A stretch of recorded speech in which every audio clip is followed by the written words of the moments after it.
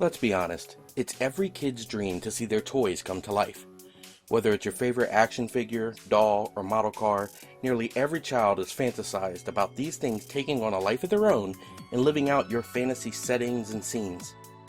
Sure, there was the whole Skylander and Disney Infinity craze from a few years ago, but let's face it, that was geared towards younger gamers. As an adult gamer, I want something with a little more depth and maturity. That's what Wartile does, and honestly, what it has the potential to do for a whole generation of gamers. I think it's very important up front to note that Wartile is, technically, still an early access title. The game I've been playing is not the final product. The game is constantly changing as the developer, Playwood Project, updates it and approaches the official release. There could very well be some major changes along the line, and what I am playing now may be drastically different from what eventually releases as the official product. So make sure you keep that in mind if and when you decide to check it out for yourself. Now, with that little formality out of the way, let me just say this. Wartile is excellent. So what is it? Well, Wartile is a tabletop diorama brought to life. You'll be taking a group of soldiers, in the form of figures, into different scenarios with the goal of completing a list of primary objectives, and perhaps some secondary, optional ones if you choose. Some of these missions are as simple as seeking out and gaining control of a certain item on the map, like a relic or a treasure, while others may be rescue missions, or could involve destroying different enemy structures or strongholds spread throughout the map. Everything happens in real time, so don't expect the slow-paced, strategy-style experience, even though the look of the game resembles a true RTS. The only hindrance to your actions is the brief cooldown period that's required following the movement of a piece or the activation of one of your special abilities. Once this is done, you are free to take your next action. This is all depicted in beautiful fashion as a tabletop diorama that is brought to life. The game world, literally, looks like something that was crafted by dedicated artists at your local tabletop store. The world itself isn't exactly alive and breathing. Instead, it's a still shot of a detailed Nordic universe. The trees, rocks, buildings, streams and rivers, and various foliage are all intricately designed and placed, creating a beautiful yet motionless world. It truly looks like the world has been frozen in time. You see it, and it's easy to imagine it coming to life. Once you start playing, in a sense, it does. The figures are what brings everything to life. Both those that you are in control of and those that represent your enemies on the board.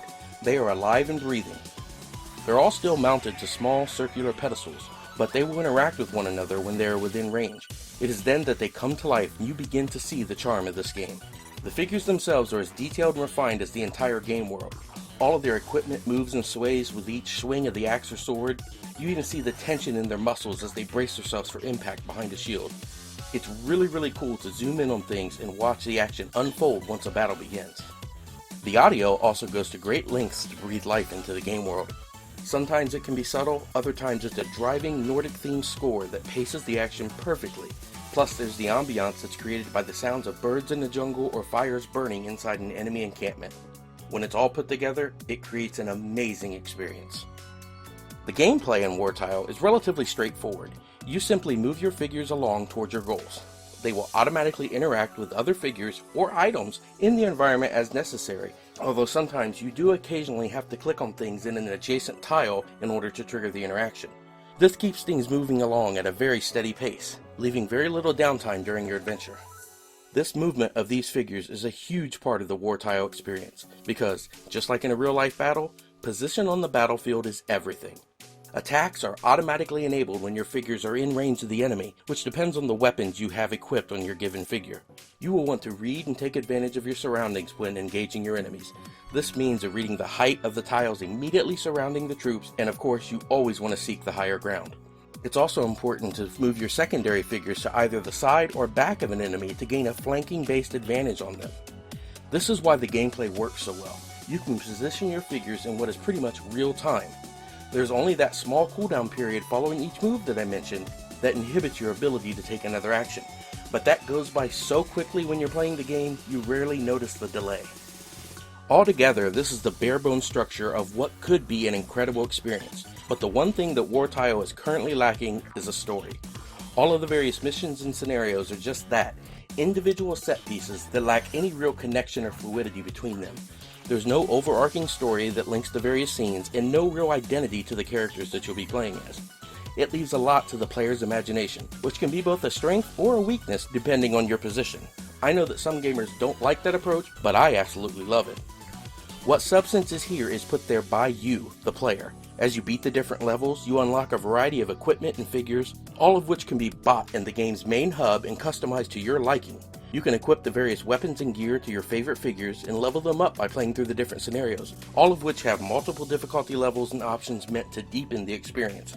The depth RPG fans enjoy is there, but you'll have to be willing to seek it out and take a hold of it on your own. This is where I think Wartile has a ton of potential. While I enjoy the game itself, I can envision it almost as a platform for bringing players' fantasies and tales to life. Imagine being able to play out your favorite Dungeons & Dragons campaigns or adventures in real time on your computer screen, seeing the characters you customize and create literally come to life right in front of your eyes. This is the sort of thing I really hope we see with the project as it grows and expands in the future. I want to see the player's ability to really customize and shape the world really come into focus. If this is what happens, then I think the sky is the limit for this project. If it doesn't, well, then I'll just have to settle for the incredibly enjoyable adventure that's there now. But I can't help but think that this game is laying the groundwork for what could be some great advancements to bring the pen and paper RPG world to life. Overall, I find Wartile to be a fantastic experience. It's great in its current form, and it will hopefully get even better as it heads towards the official release. There's a nice, casual feel to the game with some nice depth in the leveling equipment and token systems that exist in the game. I think there's a ton to see and enjoy here in the game that the developer intended, but I also think there is potential here as a platform to evolve the pen and paper RPG. I'm giving Wartile an 8 out of 10.